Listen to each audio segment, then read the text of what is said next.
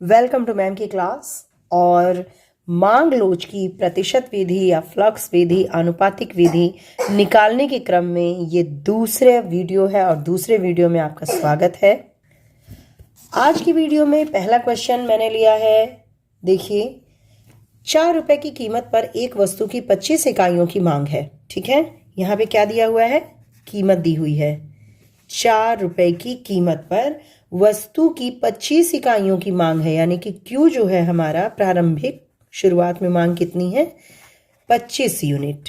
Okay, उसके बाद ये बोल रहा है मान लीजिए वस्तु की कीमत बढ़कर 5 रुपए हो जाती है, यानी कि P1 जो है वो कितनी हो जाती है, 5 रुपए हो जाती है, तथा परिणाम स्वरूप वस्तु की मांग घटकर यानी कि Q1 जो है वो कितनी हो जाती है, 20 यूनिट हो जाती है।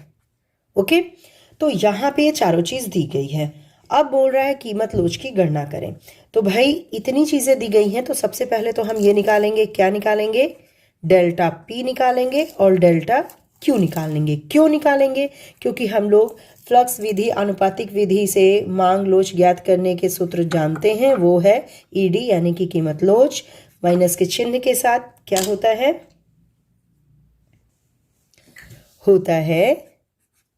Q, delta Q by P यानी कि मात्रा में परिवर्तन, कीमत में परिवर्तन, गुणे प्रारंभिक कीमत बटे प्रारंभिक मात्रा।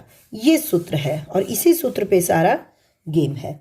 अब इतना हमने लिख लिया, अब हमें ED ही तो ज्ञात करना है, माइनस चिन्ह के साथ।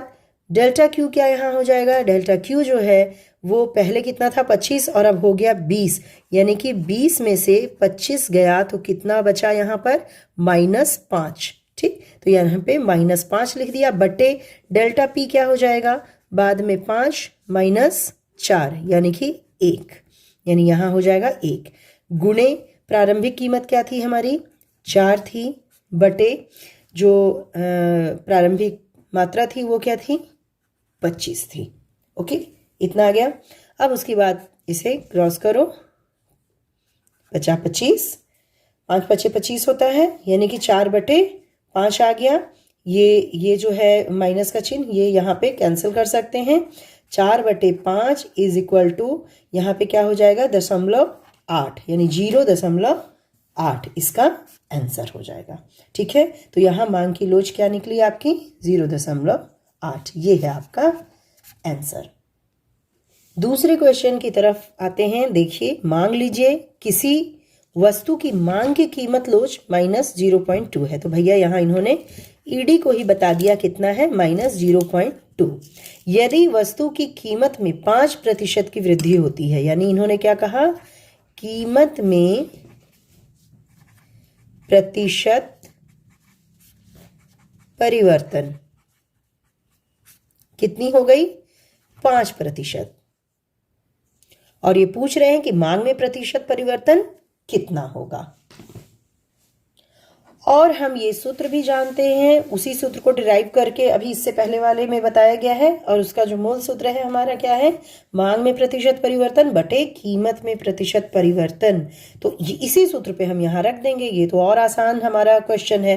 तो ED इन्होंने क्या कहा, -0.2 बराबर मांग में प्रतिशत परिवर्तन, मान लिया कि वो है x, तो यहाँ पे हम रख देंगे x। और एक बात और याद रखिए, कीमत में क्या हुआ, कीमत में 5% की वृद्धि हुई है, तो जब कीमत में वृद्धि होगी तो मांग में परिवर्तन माइनस में होगा, है ना, वो घटेगा। कीमत में वृद्धि हुई है ना, तो मांग क्या होगा, घटेगा, परिवर्तन कैसा होगा, ह्रास के रूप में होगा, घटे के रूप में। तो यहाँ पे हम इस तरह से लिखेंगे, कीमत में प्रतिशत परिवर्तन उन्होंने कितना बोला, 5 बोला। ठीक है, अब इसको हम सॉल्व करते हैं, तो हम x को इधर ले जाते हैं, x यहाँ पर हो गया माइनस के साथ, और यहाँ पर जो है -0.2 गुणे 5 हो गया, और यहाँ पे x माइनस के साथ है बराबर 5 का, इससे गुणा करेंगे तो यहाँ पर आ जाएगा 1.0 आ जाएगा। ठीक है, माइनस के साथ ये माइनस कैंसिल कर दिया, यानी x जो है कितना हो जाएगा, 1 हो जाएगा। अब ये 1 क्या है, मांग में प्रतिशत परिवर्तन, तो 1% मांग में कमी होगी। ठीक है, 1% की कमी होगी। ये है आपका आंसर। तीसरा क्वेश्चन देखिए, मान लीजिए किसी वस्तु की मांग की कीमत लोच इतनी है, ईडी हमारा दे दिया। यदि वस्तु की कीमत में 10% वृद्धि होती है तो उस पर होने वाला व्यय किस प्रकार प्रभावित होगा। यहां पर व्यय की बात कर रहा है कि व्यय में कैसे परसेंटेज होगा वृद्धि। तो भाई व्यय में परसेंटेज वृद्धि लाने के लिए हम लोग स्टेप बाय स्टेप चलेंगे, बहुत ध्यान से आप लोग देखिए। तो सबसे पहले हमें इसने क्या दे दिया है, ईडी। ठीक है, लोच जो है इन्होंने कीमत लोच दे दी है -0.2। ओके, फिर कीमत में प्रतिशत परिवर्तन, प्राइस में प्रतिशत परिवर्तन इन्होंने क्या दे दिया है, 10%। यहां दिया है ना, कीमत में 10% की वृद्धि होती है और पूछा है व्यय कैसे प्रभावित होगा। तो सबसे पहले तो हम लोग यहाँ पे मांग में यानी कि डिमांड में प्रतिशत परिवर्तन को पता करेंगे और मान लिया ये है x। ठीक, तो यहां पर हम उसी सूत्र में, किस सूत्र में, जिसमें ईडी बराबर कीमत में प्रतिशत, मांग में प्रतिशत परिवर्तन बटे कीमत में प्रतिशत परिवर्तन, जो अभी अभी मैंने बताया, उस पे रखेंगे। तो यहाँ -0.2 is equal to x by, इसमें कितना प्रतिशत परिवर्तन है, 10, तो यहाँ हो जाएगा 10। यानी कि यहाँ x बराबर क्या निकल जाएगा, इसको इससे अगर आप गुणा करेंगे तो 2। ठीक है, 2% निकलेगा। भाई इसको गुणा करके देख लीजिए, इसको जब आप गुणा करेंगे तो यहाँ पर क्या हो जाएगा देख लीजिए, आपको मैं करके भी दिखा देती हूँ। पॉइंट ये 2 और 1 के बाद यानी कि 2 बचा, तो 2% जो है ये हमारा निकला। इसको हम 1 मान लेते हैं, क्यों, अभी आगे आपको पता चलेगा। इसको हम लिख सकते हैं कि जब कीमत में 10% की वृद्धि हुई तो मांगी गई मात्रा 2% घटी, क्योंकि ये तो हम लोग जानते ही हैं कि कीमत अगर बढ़ती है तो मात्रा, जो मांगी गई मात्रा है वो घटती है। तो कितनी घटी, 2% घटी। अब आगे इसको सॉल्व करने के लिए हम मान लेते हैं कि जो प्राइस प्रारंभिक कीमत थी वो हमारी 1 रुपए प्रति इकाई थी और मात्रा कितनी हमने मांगी, 100 इकाई मानी। ये मान लिया है, ये मानना पड़ेगा। ठीक है, तो 1 रुपए पर इकाई के बराबर 100 का अगर हम करें तो कुल व्यय, यहाँ पे जो प्रारंभिक व्यय है, कुल व्यय क्या हो जाएगा, हम जानते हैं कि कीमत गुणे मात्रा होता है। हम कितना खर्च कर रहे हैं मार्केट में जाके, कीमत गुणे मात्रा ही तो होता है। तो यहाँ पर हम 1 गुणे 100 कर देंगे तो ये कितना निकल जाएगा, ₹100। 1 का गुणा 100 से करेंगे तो 100 ही आया, यानी 100 जो है वो कुल व्यय है। ठीक है, इसको हम 2 मान लेते हैं, सबकी जरूरत आगे पड़ेगी। अब यहाँ पे जब कीमत 10% बढ़ी तो P1 कितना हो जाएगा, पहले कितना था, यहाँ पे हमने माना है 1, तो 1 प्लस कितना परसेंट बढ़ा, 1 का 10%। ये बात समझ में आ रही है आपको। 1 पहले वाली थी, 1 का 10% बढ़ा, 1 का 10% बढ़ा तो यहाँ प्लस कर दिया 1 में। ठीक है, तो 10% बढ़ा। अब यहाँ पे अगर हम सॉल्व करेंगे तो P1 जो है हमारा 1 प्लस 1 बटे 10 आ जाएगा। यहाँ 1 1 0 कैंसिल हो गया, 1 बटे 10, 1 यहाँ पे 1 प्लस 1 से गुणा किया तो 1 बटे 10 ही आया। ठीक, तो यहाँ पे कितना हो जाएगा, 11 बटे 10, और इसको सॉल्व करेंगे तो आ जाएगा 1.10। ठीक, इतना आ गया। इसको हम तीसरा नंबर देंगे। ये हमारा क्या आया, जब P बढ़ा तो यहाँ हमारे P1 भी निकल आया, P यहाँ है ही। ठीक है, Q यहाँ है। अब यहाँ पे हम मांगी गई मात्रा Q1 निकालेंगे। तो मांगी गई मात्रा में कितने परसेंट की वृद्धि हुई थी, याद कीजिए, यहां देखिए 2%। ठीक है, 2% जो है मांगी गई मात्रा 2% घटी थी। ठीक है, 2% घटी। कहां से आपने देखा, 1 से।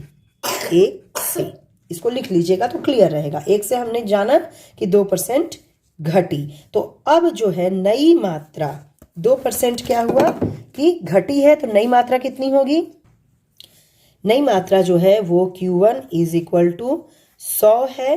100 में प्लस करेंगे कितना, 100 से कितनी बढ़ी थी वो, गुणे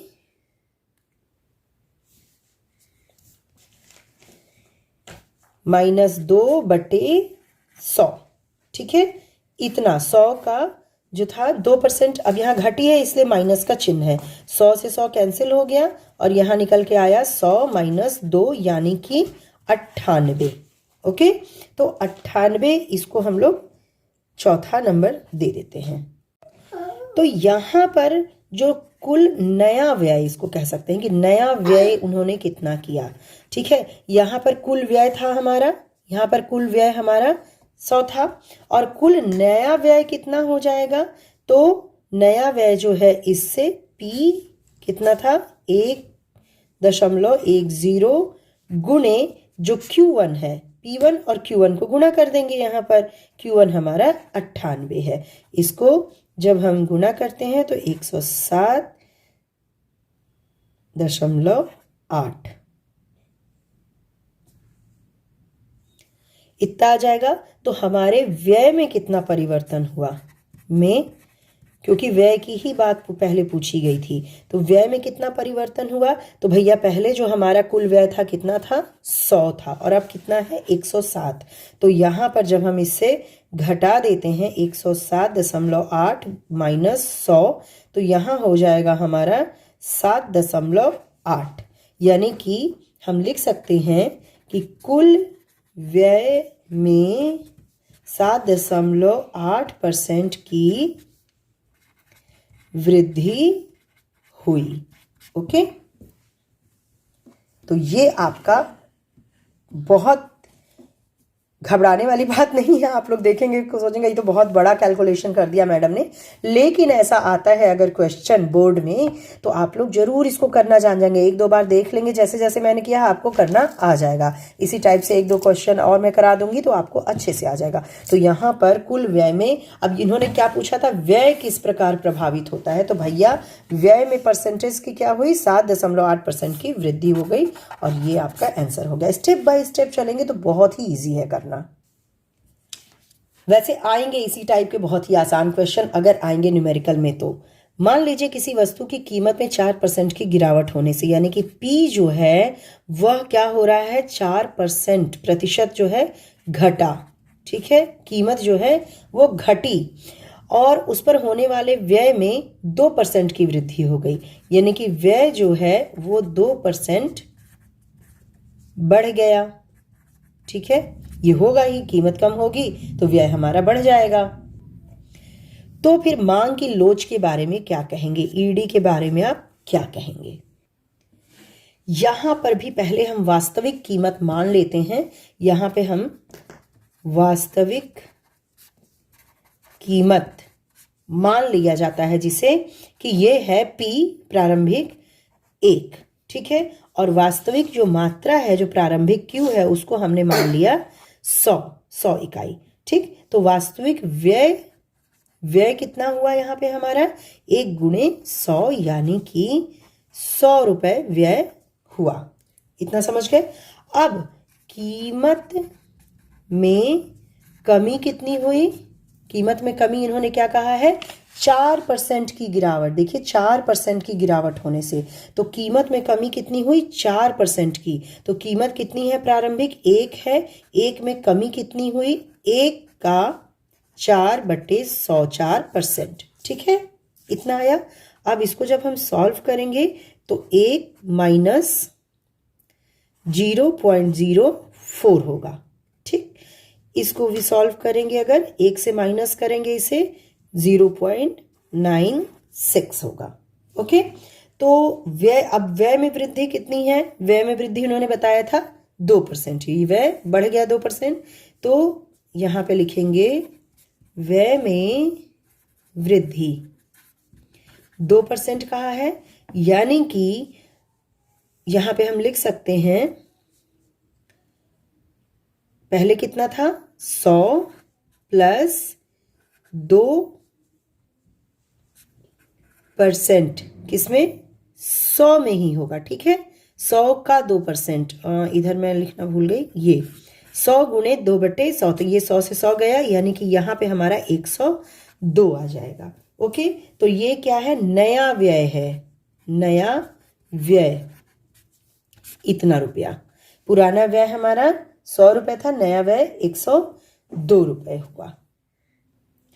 तो देखो कीमत में कमी इतनी हुई और जो नया व्यय है वो इतना हुआ, तो मांगी गई जो नई मात्रा होगी वो ऊपर और यहाँ पे कीमत में जो कमी हुई 0.96 नीचे, इस तरह से मांगी गई नई मात्रा हो जाएगी और ये आएगा हमारा 106.25।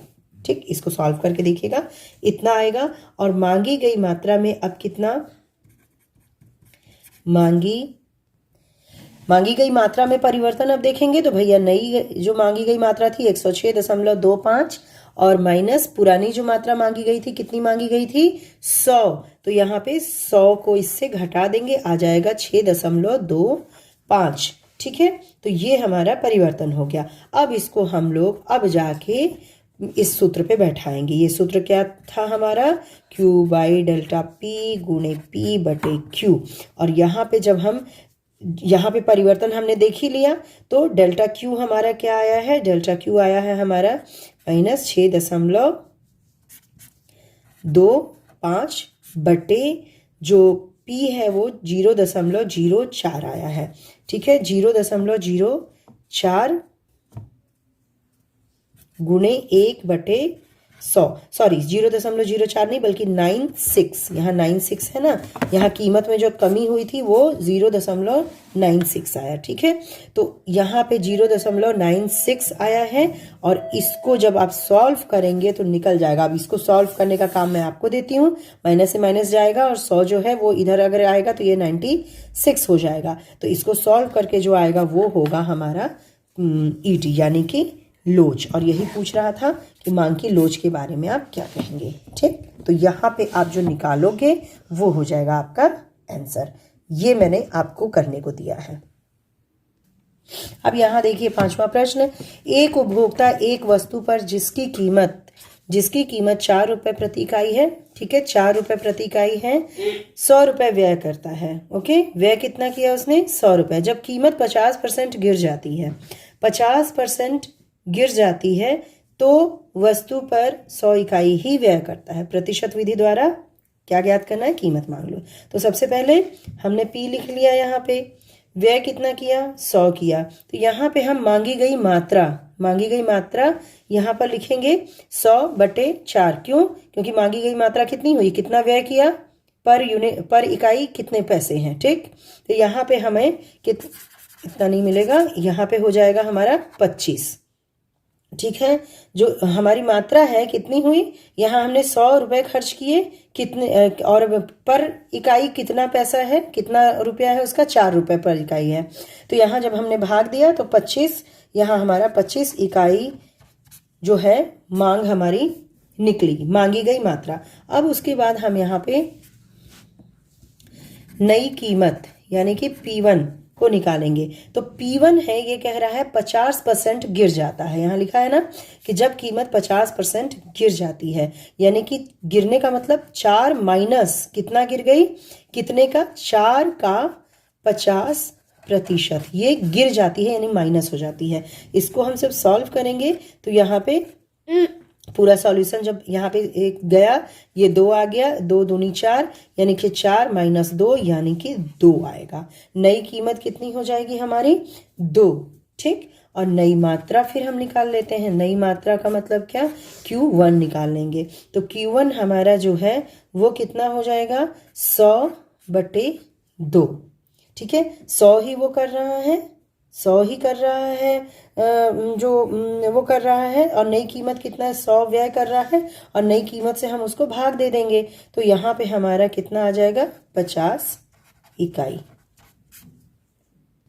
और इस सूत्र से तो हम वाकिफ ही हैं, इस सूत्र पे हमें रख देना है। तो यहाँ पर हमारा जो है माइनस के साथ यहाँ हम 25 रख देंगे, क्योंकि 25 आया था हमारा। जो नई मात्रा थी वो हमारी 25 नई मात्रा से पुरानी मात्रा यानी कि 50 से 25 को माइनस करेंगे तो 25 आएगा, माइनस यहाँ पर 2 से 4 को माइनस करेंगे तो यहाँ पर 2 आएगा माइनस के साथ, गुणे 4/25 जो कि हमारी पुरानी मात्रा 4 और 25 थी। यहाँ पे इसको जब हम सॉल्व करेंगे तो यहाँ 2 दूनी 4 हो जाएगा, 25 से 25 कट गया, माइनस से माइनस कट गया, यानी कि यहाँ पर 2 जो है आ जाएगा आंसर, यानी कि ईडी जो है वो हमारा 2 आ जाएगा। यही आपका आंसर होगा।